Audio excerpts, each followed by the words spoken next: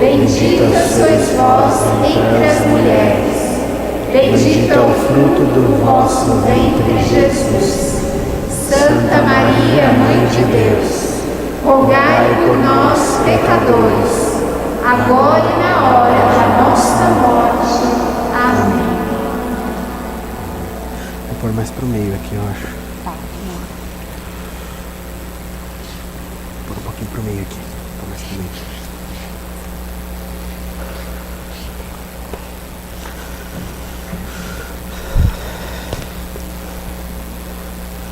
Boa noite a todos. Tudo bom com vocês? Melhor agora. Hoje, nessa noite de chuva, né? Deus ele vem falar conosco, como a Lê falava, nas pequenas coisas, né? Hoje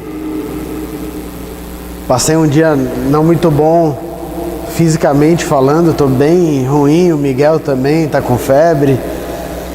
E são nessas pequenas coisas que Deus vai falando ao nosso coração, né?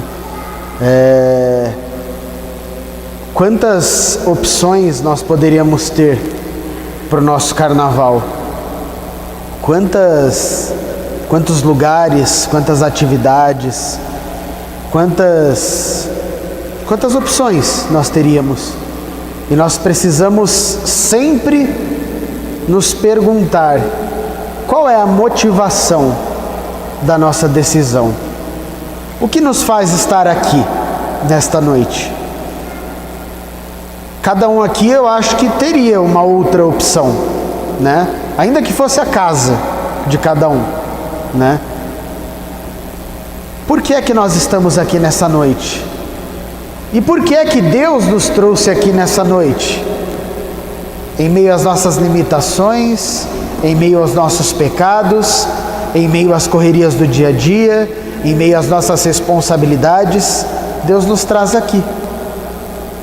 O que será que Deus quer para cada um de nós nessa noite?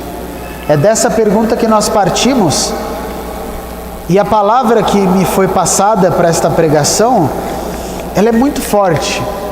A frase principal, né?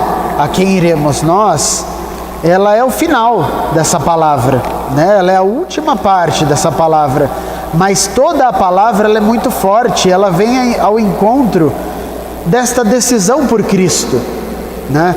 Porque essa palavra ela está num momento ali do Evangelho difícil, um momento em que Jesus perdia discípulos dia após dia. Discípulos, não eram curiosos, discípulos, dia após dia se afastavam e desistiam no caminho. Esse é o cenário dessa palavra. Então nós precisamos entender a que ponto aqui a palavra está nos trazendo e qual é o chamado que cada um de nós aqui recebe. Então eu convido a cada um de vocês a abrirem João capítulo 6, versículo 60. Obrigado.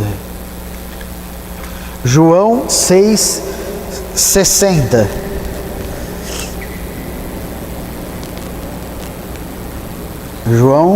Evangelho de João, capítulo 6, versículo 60. Amém? E a palavra de Deus nos diz: muitos dos seus discípulos, ouvindo-o, disseram: isto é muito duro. Quem o pode admitir? Sabendo Jesus que os discípulos murmuravam por isso, perguntou-lhe: isso vos escandaliza? Que será quando virdes subir o Filho do Homem para onde ele estava antes? O Espírito é que vivifica, a carne de nada serve.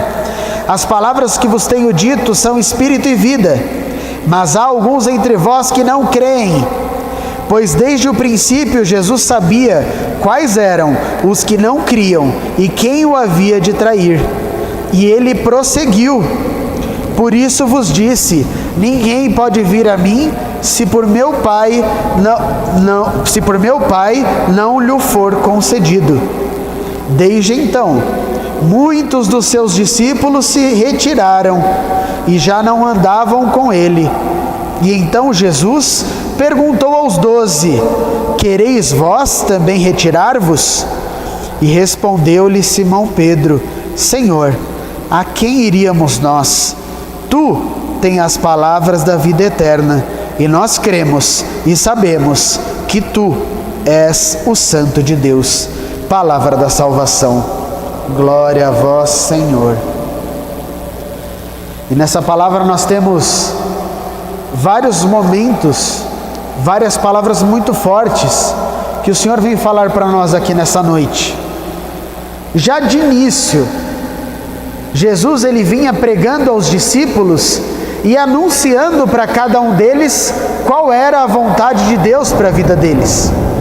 Então Jesus foi falando o que convinha e o que não convinha a um filho de Deus, o que os discípulos deveriam viver e o que os discípulos não podiam viver. E em meio a estas palavras de Jesus, eles dizem: isto é muito duro, isto é muito difícil, Senhor. Será que não tem uma outra opção? Será que não tem um caminho mais fácil? Será que não tem uma forma mais tranquila de te seguir? Uma forma mais leve? Uma forma que eu consigo ir de vez em quando? Uma forma que eu consigo te seguir às vezes e às vezes não? Uma forma que eu posso escolher alguns dias para ser teu e alguns dias que eu posso gastar comigo? Será que não tem uma forma mais fácil, Jesus? E Jesus, ele é muito forte no que ele diz, porque ele diz: se escandaliza para vocês ouvirem de mim o que eu quero, imagina quando vocês entenderem para que é que eu vim. Imagina quando vocês me virem crucificado. Imagina quando vocês me virem ressuscitar dos mortos. Se está difícil entender as minhas palavras, como que vocês vão enxergar o motivo de eu estar aqui? O motivo do meu Pai ter me enviado? A salvação que Jesus tinha para aqueles homens era tão profunda que eles não compreendiam. Nós estamos aqui 2000 anos depois e é difícil para a gente compreender. Vocês imaginam ao vivo, com a coisa acontecendo ali diante dos seus olhos. Porque tem hora a gente tende a ler a palavra de Deus e achar que os discípulos eram burros. Está acontecendo a coisa na frente dos olhos dele e eles não estão vendo. Por que será que eles não entendem? Jesus fala: e o Filho do Homem terá que ser entregue. E aí numa outra passagem Pedro fala: não, Senhor, eu vou te defender. E Jesus fala: afasta-te de mim, Satanás. Eu não vim aqui para ter defesa. Eu não estou falando isso porque eu quero que vocês evitem minha morte. Eu preciso morrer para que vocês vivam. Isso quem falou a Jesus foi Pedro. Não é um discípulo qualquer. Esse é aquele que Jesus escolheu como pedra. Esse é o que negou 3 vezes. Esse é o que estava falando que ia defender Jesus de salvar a humanidade. E o que esperar dos outros discípulos que viveram essas experiências com Jesus? E o que esperar de nós que nem vivemos essas experiências cara a cara com Ele? Então, de fato é difícil, de fato é duro. Nós não podemos fantasiar a palavra de Deus com alegorias, com coisas bonitinhas, para parecer que é fácil. É mentira se eu fizer isso. Se eu falar para você que é possível ser de Deus sem abrir mão da sua vontade, é mentira. Se eu falar que é possível ser de Deus sem abrir mão do seu querer, das suas escolhas, do seu bem-estar, do seu descanso, é mentira. É mentira. Porque se fosse humanamente, hoje eu estaria na minha casa. Se fosse por uma escolha pessoal, eu não estaria aqui. Por mais que eu entenda o quanto tudo isso é importante humanamente, o Bruno grita e fala: cara, você tem que ficar em casa. Olha como é que você está falando, parecendo um pato, como é que você vai pregar? Só que não é uma escolha que eu tenho. Eu abri mão dessa escolha quando eu conheci Jesus. E é disso que o Evangelho vem falar. De fato é muito duro. É duro sim. mas é o único caminho. E esse é o centro dessa noite. A quem iremos, Senhor? Quando Pedro diz isso, ele fala para Jesus: eu não tenho outra opção. E a palavra do próprio Cristo, em outra palavra, confirma isso, quando Jesus diz: eu sou o caminho, a verdade e a vida. Ele não é um dos caminhos, ele não é uma opção. Eu não vou ou por Jesus, ou por outro Deus, ou por outro Salvador. Só existe um Salvador. Nós precisamos amadurecer na fé e entender isso. Nós precisamos respeitar os nossos irmãos de outras crenças, de outras religiões, precisamos amá-lo de todo o coração. Mas no final, gente, não terá um Deus para cada um, salvando cada um de um jeito. A verdade é uma só. Eu posso virar para vocês e falar que esse ambão aqui é de água e não de madeira. E eu posso repetir isso 1000 vezes.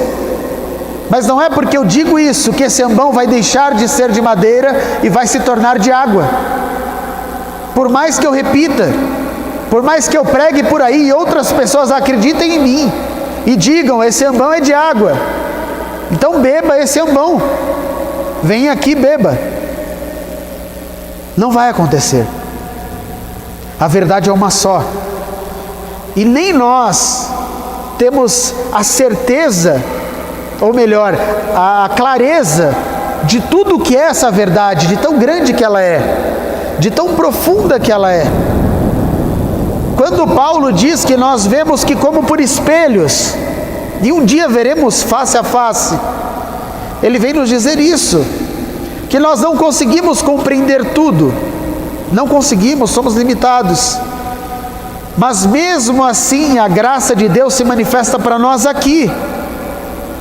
Deus não esperou nós vermos Ele face a face para Ele se mostrar. Ele já veio para nós, mesmo que a gente ainda enxergue distorcido. Ele veio nos amar, mesmo nós sendo pecadores. Ele não esperou o fim dos tempos, Ele não esperou o último dia, Ele veio antes. Isso é amor. Isso é Deus quebrando a história. Isso é Deus tomando uma atitude diferente da própria vontade dEle. Ou vocês acham que era da vontade de Deus quando Ele criou o mundo lá atrás, que Adão e Eva pecassem e se desviassem, que o mundo corresse como correu, que Ele precisasse enviar o seu Filho único, que esse Filho dele Ele visse sofrer como sofreu? Não eram esses os planos iniciais de Deus. Mas Ele, na sua infinita sabedoria, Ele sempre nos recondiciona, reorganiza as nossas vidas para que nós possamos voltar ao caminho da salvação, voltar ao caminho que nos leva ao céu. Isso é muito difícil, de fato, é muito difícil. A palavra nos diz: ainda não resististes até o sangue na luta contra o pecado. Até o sangue. Alguém aqui já sangrou para não pecar? É isso que a palavra diz. Eu preciso ir até as últimas consequências. Eu preciso ir até, está vendo aqui o meu limite? Eu preciso ir além para que eu alcance o céu e para que eu seja sinal de céu para as pessoas. Eu não posso ficar na minha limitação, no meu conforto. Eu preciso ir além, porque senão o céu não vai acontecer aqui. Jesus mandou os discípulos, e como foi o final desses discípulos? A maior parte deles martirizados. Não tinha outra opção para eles. Não porque Jesus era um homem cruel e enviava eles para a morte, mas é porque eles sabiam que eles não poderiam negar Jesus. E mesmo que alguém ameaçasse eles de morte, eles não poderiam voltar atrás. Eles não tinham opção. E nós vemos hoje no mundo tantas opções. Nós vemos hoje pessoas largando a Deus por nada. Nós vemos pessoas deixando de caminhar no Senhor porque está com pouco tempo, porque está trabalhando muito, porque teve filho, porque está sem dinheiro. A quem iremos? Que outra coisa tem o poder de nos salvar? Que outra opção que o mundo dá é capaz de nos dar a felicidade que não passa? E você pode ir para qualquer lado, você sempre vai encontrar o final dessa felicidade. Existem felicidades por aí, sim, mas elas são passageiras, elas são alegrias momentâneas. Ou vocês vão dizer que não é bom você ter condições financeiras, você não estar tendo que contar cada centavo para comprar alguma coisa, você não precisar regular comida para os seus filhos. Quem não precisa viver isso, abriria mão disso? Gostaria de passar fome? Não. Porém, ainda que eu tenha estas condições, ela não pode me dar estas palavras de vida eterna. Elas não podem comprar o céu. Não podem. Não pode comprar um coração pleno. Porque ainda que você tenha dinheiro, não é Ele que vai te dar a plenitude da alma. Ele vai te dar a plenitude de viver uma vida aqui confortável. É possível que você tenha dinheiro e também o conforto da alma, mas não foi o dinheiro que te deu. É possível que você seja um ótimo profissional, seja bem realizado na sua profissão, mas esta não é a razão da tua vida. Porque a aposentadoria virá, seja ela literalmente, ou seja a sua idade chegando e você já não tendo mais condições de trabalhar, ou a sua morte. E tudo aquilo que você estudou, todo o seu currículo, que você foi agregando durante a sua carreira, vai com você. E então, qual é a opção que nós temos que não Jesus Cristo? Que outra chance nós temos de sermos verdadeiramente felizes? Isto é muito duro. Amai os vossos inimigos. Isso não faz sentido, amar os meus inimigos. Porque se ele é meu inimigo, é porque eu não tenho motivos para amá-lo. Como é que eu amo alguém que eu não tenho motivo para amar? Que eu não tenho um porquê de amar? Pensa agora aí com você uma pessoa que você não encontra motivos e razões para amar. Pensa aí.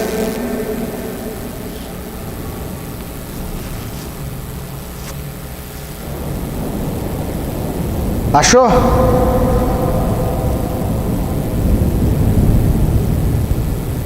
Tem pessoas que nós temos mais facilidade de amar, não é verdade? Tem pessoas que a gente encontra, conversa um pouco, e é tão bom estar com ela, que você não precisa fazer força para amar. Agora tem umas pessoas que você precisa fazer um pouquinho mais de força. Umas mais ainda, umas muito mais. Pode ser que a palavra inimigo pareça muito forte, e você fala, nossa, não tem um inimigo, não tem ninguém que eu quero matar, não tem ninguém que eu... Não, tudo bem. Mas vamos dizer assim, os seus menos amigos, aquela pessoa mais complicada, aquela pessoa que pelo temperamento, pelo jeito não bate tanto com você, ou a pessoa é mais fechada, ou a pessoa gosta de coisas diferentes, e para você é difícil. Como amar essa pessoa? Como, por exemplo, ao invés de chamar sempre aquela pessoa que é mais fácil para ir na sua casa, chamar outra? Mas é mais fácil de novo aquela, porque eu vou ter assunto, vou dar risada, vai ser tão melhor. Mas Deus quer que você chame a outra. É parte desse caminho, mas é muito duro. Porque é bonito aí Jesus você falando, mas quando eu estiver lá em casa aguentando aquela pessoa, aí não vai aparecer você em poder e glória para me dar calma, paciência. Não vai. E ali é parte do seu processo de céu. Amai a Deus sobre todas as coisas. Isso é muito duro. Quem aqui é pai? Levanta a mão. Pai ou mãe? Pode baixar. Eu nem preciso continuar, né, gente? Eu acho que já é muito claro. Amar a Deus mais do que o seu filho. Eu sou pai. Eu nunca experimentei um amor tão, como é que eu posso dizer, puro e simples assim. Porque com a Regina nós construímos esse amor, né? Nós nos conhecemos, nós nos tornamos amigos, nós namoramos, noivamos, casamos. Então tem um processo em que esse amor cresce. O Miguel não existia num dia. No dia seguinte ele existia. E a gente já amava ele. Mas que coisa louca. Não é assim? E como amar a Deus mais do que o Miguel? E cada um de vocês com os seus Miguéis, né? Os seus filhos. Isso é muito duro. Porque nós teremos que fazer escolhas que muitas vezes vão ir contra os nossos filhos. Escolhas que vão ir contra a vontade dos nossos filhos. Escolhas que vão ir contra a coisas que a gente gostaria de dar para os nossos filhos pela nossa vontade e que de acordo com a vontade de Deus não convém. E agora? E eu amo meu filho muito. Eu amo a minha esposa e vocês, esposa, marido. Mas se o seu marido e a sua esposa for canal de condenação para a tua vida, você precisará abraçar a Deus e com Ele ser sinal de salvação para o outro. Não adianta você falar, bom, então Deus, paciência, valeu, né? Mas é meu marido, é minha esposa, eu vou seguir essa vidinha aqui mesmo. Nós não temos opção. A quem iremos? Não adianta depois que ficar doente, depois que a coisa já estiver perdida, aí volta correndo. Não que não adianta, né? Porque Deus é Deus. Mas nós precisamos olhar com mais clareza e saber que mesmo sendo difícil, essa é a única opção. Nós não conseguiremos ser santos se nós amarmos outras coisas mais que Deus. Nós não conseguiremos o céu se nós não amarmos os nossos inimigos. Nós não conseguiremos o céu se nós não lutarmos contra o pecado até o sangue. Não quer dizer que a gente nunca mais vai pecar na vida, mas quer dizer que para pecar eu vou sangrar, eu vou lutar. E se você lutar, você vai pecar muito menos. Ah, mas eu não estou pecado zero. Tá bom, mas já está melhorando. Você já está caminhando para o céu. Não adianta, gente. É só lá que é a plena purificação. Só que não adianta achar que é uma mágica. Para isso eu tenho um exemplo que me marcou muito. No começo da minha conversão, lendo um livro de Padre Pio, um rapaz que era muito próximo, né? Tinha o Padre Pio como intercessor, como um grande formador, né? Ele caminhou com o Padre Pio por muito tempo, né?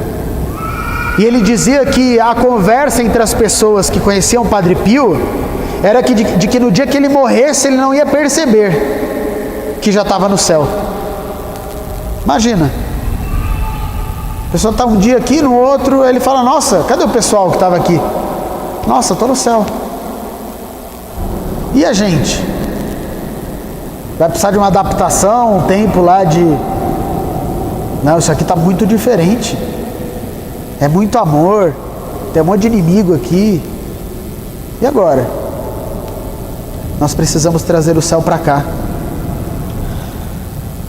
E a palavra nos diz num outro trecho, o Espírito é que vivifica. A nossa carne é fraca. Tudo isso aqui que eu falei, amai os vossos inimigos, amai a Deus sobre todas as coisas, resistir ao pecado, nós não conseguimos por nós mesmos. E talvez esse seja o problema. Nós estamos tentando técnicas e táticas para ser isso. Humanamente você não vai conseguir optar por amar mais a Deus do que o seu filho, a sua esposa, seu pai, sua mãe. Humanamente você não consegue. É só o Espírito Santo que vai revelando e te dando a graça de viver essa experiência. É o Espírito que vivifica. É o Espírito que faz isso. É isso que Jesus fala aos discípulos. Logo depois que os discípulos falaram que tudo aquilo era muito difícil, essa é a resposta de Jesus. Eu não estou falando isso porque é fácil. É isso que Jesus diz. Só que calma, vocês não estão sozinhos. Eu não estou dando aqui a regra para vocês e se virem aí vivam, dão um jeito. Não. Eu mando sobre vocês o meu Espírito, é esse Espírito que permite que vocês sejam estas pessoas. A unção que vem do Senhor é que nos fará santos. Não é algo que a gente alimenta em nós no sentido de treino. Não é algo que nós por nós mesmos vamos fazer assim, ó. Eu vou lutar contra o pecado, então eu arrumo técnicas. Parecido com alguém que fuma. A pessoa fuma por muitos anos. Quando ela vai parar de fumar, ela começa a usar chiclete, ela começa a usar vários métodos para parar de fumar. Não é assim? Só que na luta pela santidade, não basta você falar assim, eu não vou mais pecar, em vez disso eu vou, sei lá, rezar o terço. Isso pode ser um método. Mas vocês entendem que não é porque você deixou de fazer isso e começou a fazer aquilo, que você vai parar de fazer o pecado. Porque não é tão simples. O pecado já está em nós. Nós não nascemos fumantes. Nós adquirimos um costume. O pecado ele é mais profundo do que um mero costume. Então por isso que não é tão simples. Claro, nós podemos usar métodos, como eu falei. Eu vou rezar mais.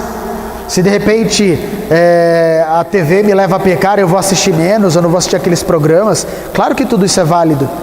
Mas o ponto é que não é uma matemática. Então eu parei de assistir aquele programa, sou santo. Não. Você pode se tornar uma banana indo para o inferno. Você não está fazendo nada, você só não está, né? Não basta fugir do pecado, é preciso buscar a Deus. Então nós precisamos virar a chave. Não parecer pessoas que estão correndo, fugindo de um monstro que está vindo atrás. Não, até porque o demônio, o pecado, todas essas coisas não têm o poder como Deus tem.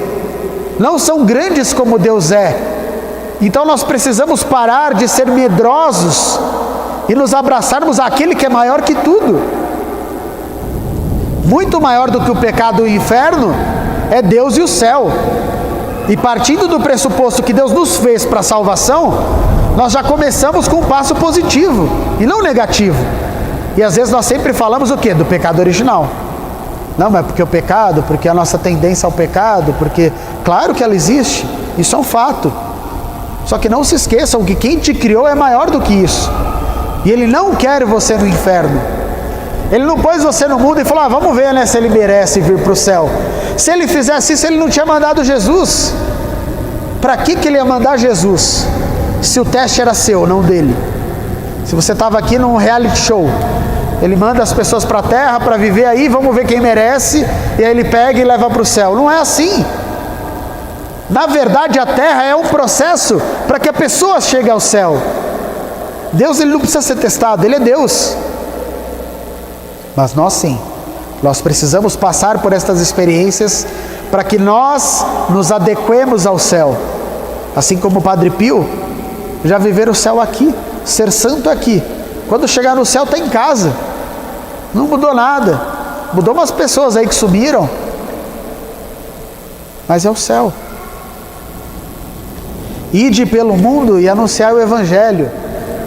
A nossa vida missionária, ela vem do Espírito. O Espírito que vivifica, que Jesus diz, é Ele que nos envia. Não adianta nós buscarmos táticas, técnicas de evangelização, meios. É o Espírito que nós temos que buscar. É Ele que tudo faz. Se fosse por tática, técnica, eu não podia estar aqui. Porque vocês mereciam um pregador com uma voz melhor, de um jeito melhor, que não estivesse se sentindo mal.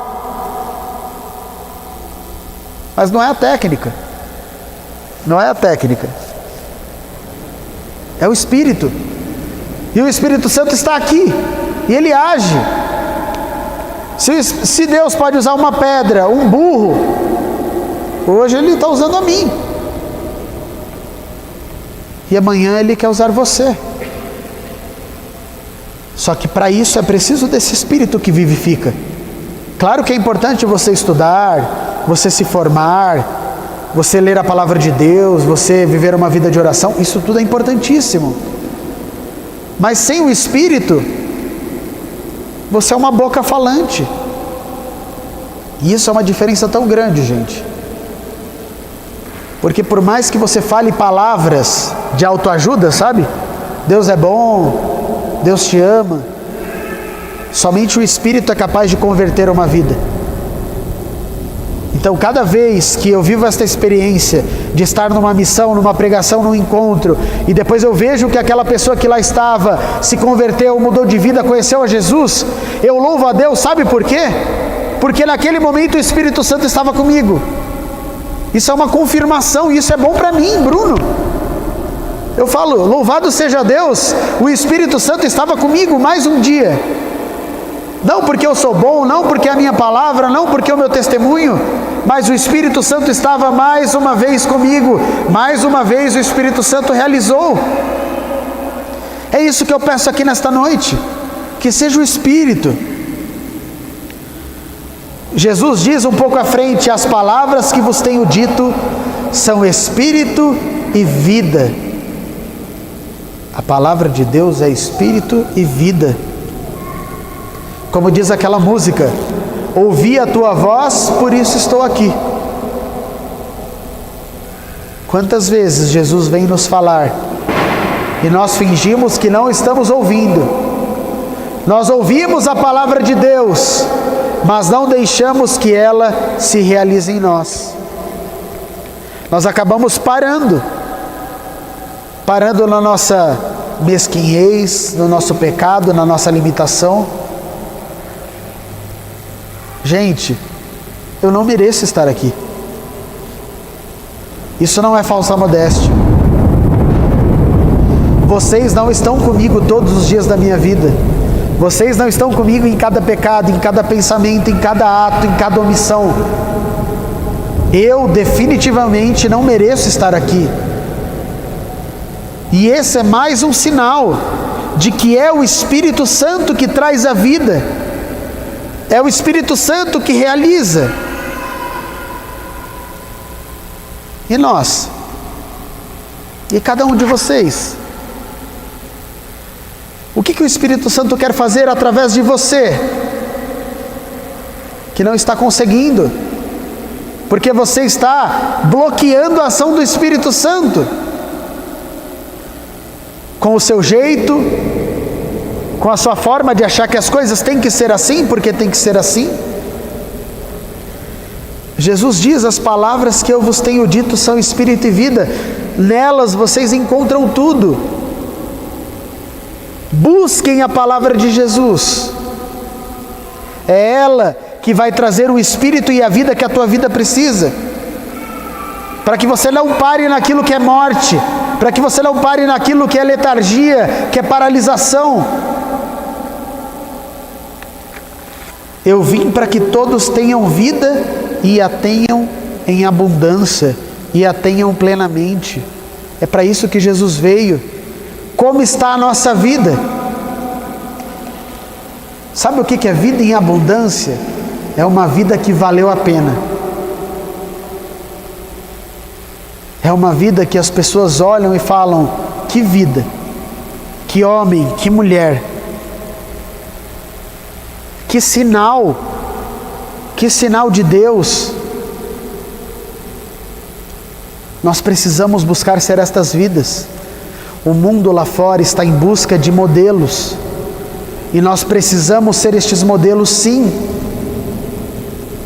Nós precisamos buscar este Espírito que traz vida e vida em abundância, e as pessoas olharão para nós e falarão, essa pessoa tem vida.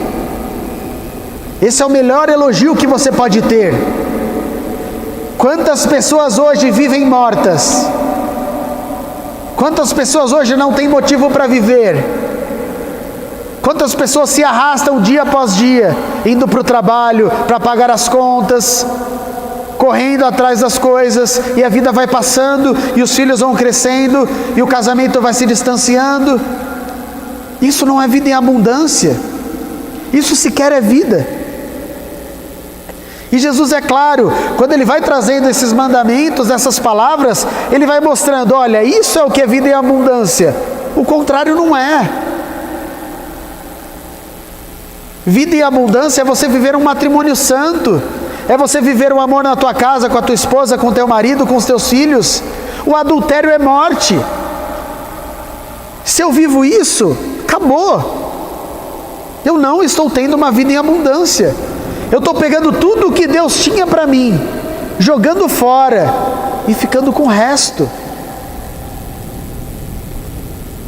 Sabe aquelas pessoas que moram na rua, que pegam o resto de comida para comer? Elas não pegam o resto porque elas gostam de resto. Elas não têm outras coisas para comer.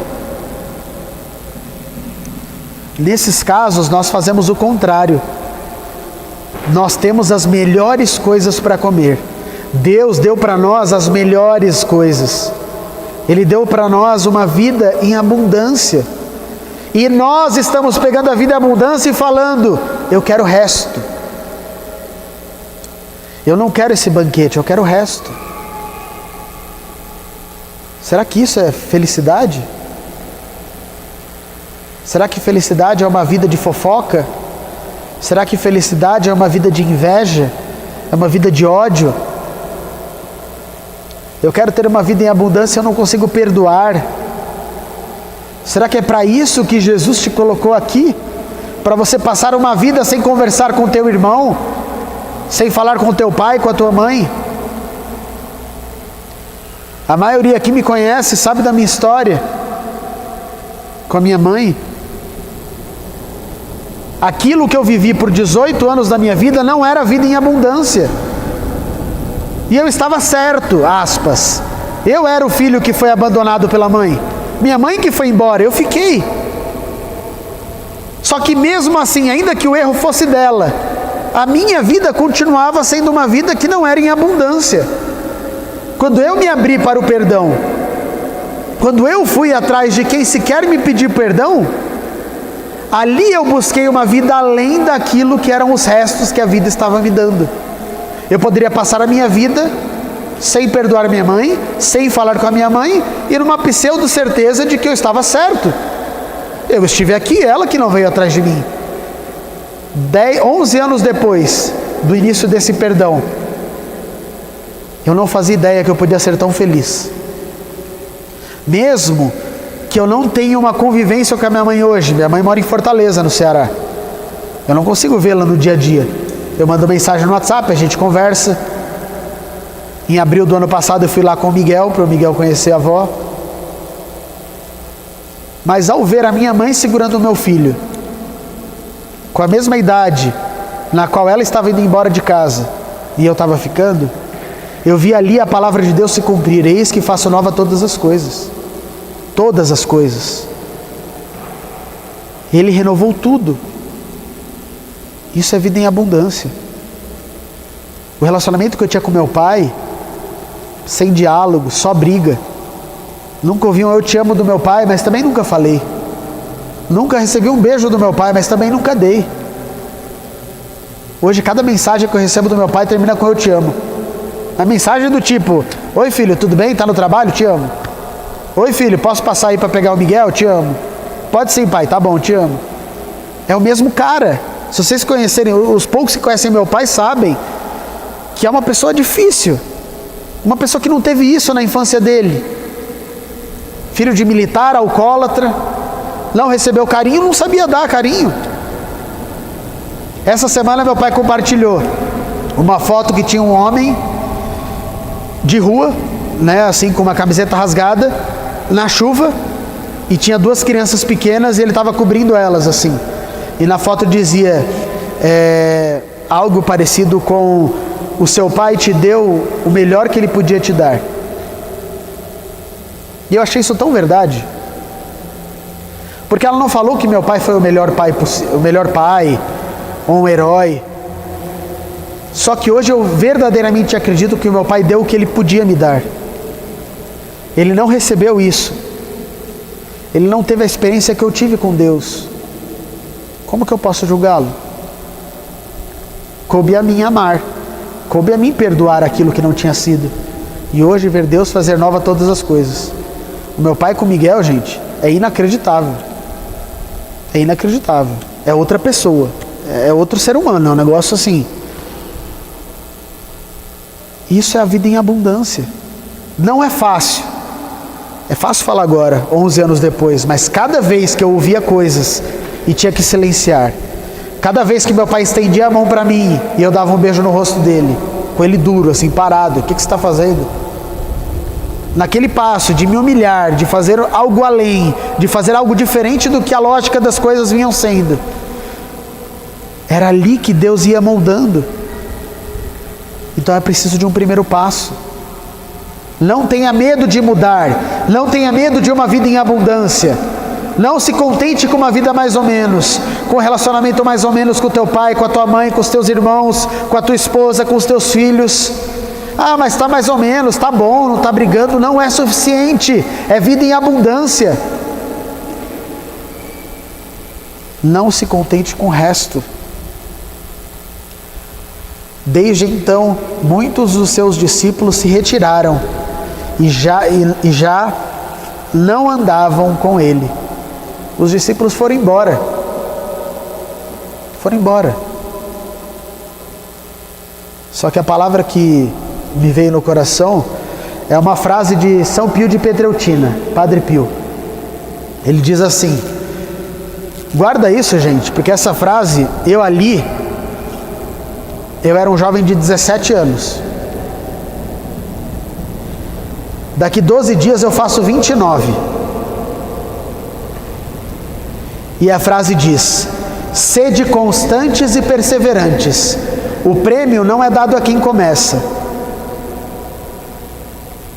e depois para. É dado a quem termina. O prêmio não é dado a quem começa e depois para, mas a quem termina. Essa palavra, quando eu ouvi a primeira vez, ela parecia muito bonita. Mas ela é difícil também. Porque ela dá a impressão de que a gente está correndo numa esteira. Quando você corre na esteira, você lê lá 10 quilômetros. E você continua no mesmo centímetro que você estava no começo. Quando nós estamos caminhando em Deus, muitas vezes é como se a gente estivesse correndo numa esteira. Porque não é que a gente continua na caminhada com Deus e as coisas vão mudar absurdamente rápido e se transformar. É uma coisa lenta. Esse perseverar, essa constância e perseverança é o que nos faz continuar até o fim. Eu me lembro que eu pensava, principalmente da parábola do filho pródigo, do irmão, né? Que ele falava, pô pai, mas eu sempre estive aqui. Eu não gastei nada dos seus bens, não fiz nada e agora chega o meu irmão e você mata um novilho para ele. E eu que estou aqui, não recebo nem um pedaço de carne.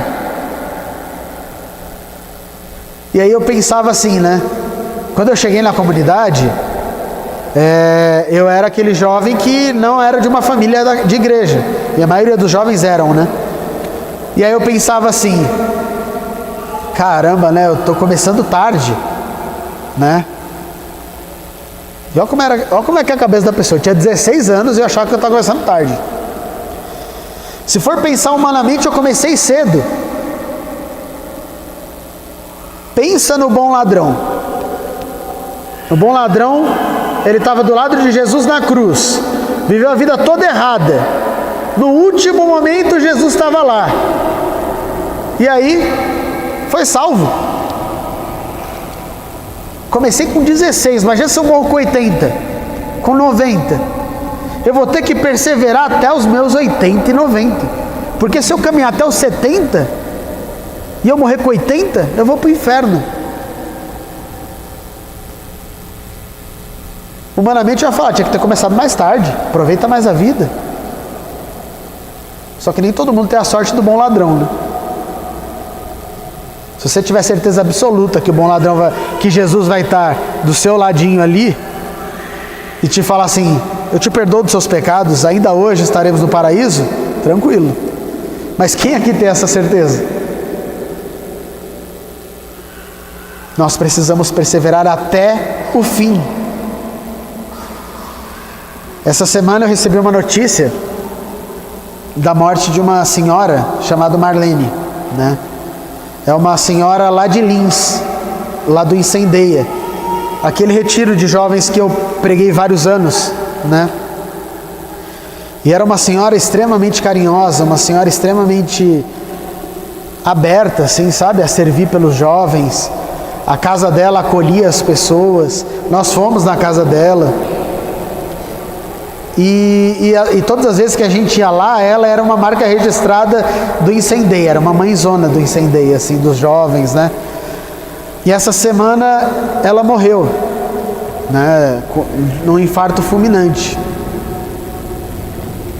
E no post da Missão Incendeia, eles colocaram uma frase minha. E a frase dizia assim, né, eles colocaram, como o nosso irmão Bruno costuma dizer, o céu é logo ali. E aí eu fiquei pensando nisso, né? O céu é logo ali. E quando a gente fala isso, parece que é algo bonitinho assim, mas é tão real. Quantas vezes eu abracei aquela senhora, quando a gente estava pregando lá no Incendeia, ela sempre estava servindo, às vezes ficava lá no fundo, ouvindo. Essa semana eu estava partilhando com o Jonas, né, que é um amigo nosso lá do Incendeia, e ele estava muito chateado, né, triste com aquilo tudo. E a gente conversava sobre como é bonito a obra de Deus, né? Ela que era uma senhora que não tinha marido, não tinha filhos, e ela se tornou a mãe de todos ali, né? Uma coisa muito profunda assim. Ela doou os anos dela, esses últimos anos dela, a uma obra de evangelização. Quantos jovens, eu vi, não foi ninguém que me contou, diante dos meus olhos, eu vi transformarem a vida. O céu é logo ali, gente. E por ser tão perto, a gente não tem tempo para ficar procrastinando, para ficar enrolando. Depois a gente muda. Depois a gente ama. Não. Nós precisamos seguir decididamente hoje. Precisa se decidir hoje, com a idade que você tem, com a família que você tem, com as dificuldades que você tem, com as lutas que você luta. É preciso se decidir agora, porque talvez a notícia de amanhã que eu receba seja que você morreu. Ou talvez você receba a notícia, sabe o Bruno? Morreu. Ah, mentira, o Bruno, eu estava ouvindo semana passada ele pregar. Pois é, e morreu. O céu é logo ali. E nós não temos tempo para ficar gastando com coisas que não nos levam para o céu. O que quer que nós façamos tem que nos levar para o céu. E o meu trabalho, ele precisa ser instrumento de santidade. E então Jesus te pergunta nessa noite: quereis vós também retirar-vos? A resposta de Pedro vem dessa pergunta. Jesus vira para os discípulos e diz: tá bom, um monte de gente foi embora, e vocês querem ir também? Querem voltar para a casa de vocês? Querem seguir outros caminhos? Vão! Vocês são livres. Vocês são livres, vocês não estão amarrados aqui. Servir a Deus com alegria. Não era isso que a gente ouviu aqui hoje no começo do grupo? É preciso que as pessoas vejam a alegria que você tem de servir a Jesus. Não que é um fardo. Ai, eu estou aqui. Ai, Nossa Senhora. Nossa, eu estou cansado. Nossa, nananã. Nossa. Não. Adiantaria eu chegar aqui para vocês todo cabisbaixo, nossa, querendo confete, gente, eu estou doente, ai, cara amassada, não, toma banho, penteia o cabelo, põe o papel higiênico no bolso e vai pregar. Nós precisamos ter essa disposição, senão nós vamos ser como eles. Aqui a palavra diz claramente, eles estavam murmurando, reclamando, mas está muito difícil. Ah, Jesus, mas é muito duro isso que você fala. Ah, não sei o quê. E aí Jesus meio sem paciência. Nossa, se está difícil isso, imagina quando eu morrer na cruz, né? Foi isso que Jesus falou para eles. E a resposta de Pedro: Senhor, a quem iríamos nós? Só tu tens palavras de vida eterna. Nós não temos outra opção. Nós não temos outro caminho.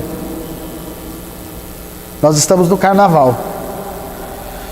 E no carnaval, tantas pessoas estão por aí, gastando a sua vida com tanta coisa.